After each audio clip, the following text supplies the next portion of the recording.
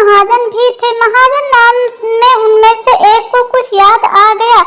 उसने पुस्तक के पन्ने पलटकर देखा तो कुछ लिखा था, महाजनों एन गतः सह पंथा, अर्थात जिस मार्ग से महाजन जाए वही मार्ग है। पुस्तक में लिखे को ब्राह्मण वाक्य मानने वाले चारों पंडित महाजनों के पीछे पीछे शमशान की ओर चल पड़े।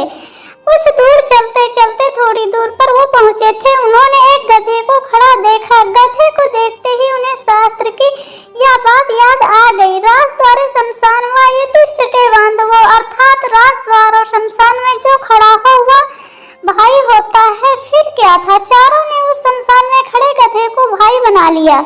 कोई उसके गले से लिपट गया तो कोई उसके पैर धोने लगा। इतने में एक ऊंट उधर से गुजरा। उसे देखकर सब विचार में पड़ गए कि यह कौन है। 12 वर्ष तक विद्यालय की चार दीवारी में रहते हुए उन्होंने पुस्तकों के अतिरिक्त संसार की किसी भी वस्तु का ज्ञान नहीं किया था। वो बस पढ़ते ही रहे, पुस्तकों का ज्ञान इकट्ठा करते रहे। ऊंट को वेग से भागते हुए देखकर उनमें से एक को पुस्तक में लिखा एक वाक्य याद आ गया, धर्मस्य त्वरिता गतः, अर्थात धर्म की गति में बड़ा वेग होता है। उन्हें निश्चय हो गया कि वेग से जाने वाली यह वस्तु अवश्य धर्म है। उसी समय उनमें से एक को याद आ गया, इष्ट धर्मणा योजयते, अर्थात धर्म का संयोग इष्ट से करा दे। उनकी समझ में इष्ट बांधो था, गधा ऊंट का धर्म दोनों का संयोग कराना उन्होंने शास्त्रोक्त मान लिया था। बस खींच खांच कर उन्होंने ऊंट के गले में बांध ली। वह गधा एक धोबी का था। उसे पता लगा तो भागा हुआ आया। उसे अपनी ओर आता देख चारों शास्त्र परंपरागत पंडित वहां से भाग खड़े हुए थे। वो डर गए थे। थोड़ी दूर पर एक नदी थी। नदी में पालस का एक पत्ता तैरता हुआ आ रहा था। उसे देखते उनमें से एक को याद आ गया, अर्थात जो पत्ता तैरता हुआ आएगा वही हमारा उद्धार करेगा।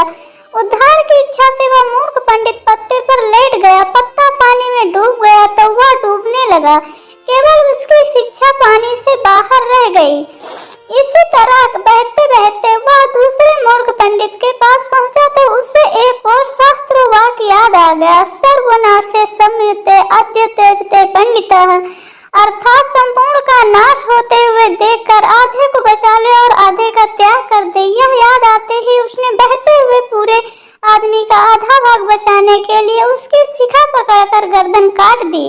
उसके हाथ में केवल सिर का हिस्सा आ गया। देह पानी में बह गए। उन चार के अब 3 रह गए। गांव पहुंचने पर तीनों को अलग अलग घरों में ठहराया गया। वहां उन्हें जब भोजन दिया गया तो एक ने सेमियों को यह कहकर छोड़ दिया, दीर्घ सूत्रे विनाशते, अर्थात दीर्घ तंतु वाली वस्तु नष्ट हो जाती है। दूसरे को रोटियां दी गई तो उसे याद आ गया, अति वस्त्रे तद्विधे चिराविष्टे, अर्थात बहुत फैली हुई वस्तु वायु को काटती है। तीसरे को छिद्र वाली वाटिका दी गई तो उसे याद आ गया, छिद्रेण बहुबली भवन्ते, अतः छिद्र वाली वस्तु में बहुत अनर्थ होते हैं। परिणाम यह हुआ कि तीनों के जहाँ सहगाई हुई और आपको क्या सीख मिली, व्यवहार बुद्धि के बिना पंडित भी मूर्ख होते हैं। व्यवहार बुद्धि भी एक ही होती है। सैकड़ों बुद्धियां रखने वाला सदा डामाडोल हो जाता है और उसकी बुद्धि फेल हो जाती है। यह कथा सुनकर सवर्ण सिद्ध ने कहा, तुम लोग व्यवहार नहीं जानते, इसलिए तुमने मेरा कहना नहीं माना और तुम्हारी यह दुर्गत हो गई। सहसा चक्रधर बोल पड़ा, नहीं नहीं, यह सब कुछ नहीं है, यह सब भाग्य का चक्कर है।